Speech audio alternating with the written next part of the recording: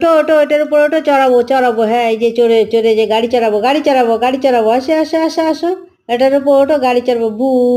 করে গাড়ি চালাবো, ভু করে গাড়ি চালাবো, আসো বুঝে আসো বুঝে আছো, এটার উপর গাড়ি চালাবো গাড়ি চালাবো, হ্যাঁ হ্যাঁ হ্যাঁ এটার উপর ওঠো। ও বাবা, এই গাড়ি চলবে না,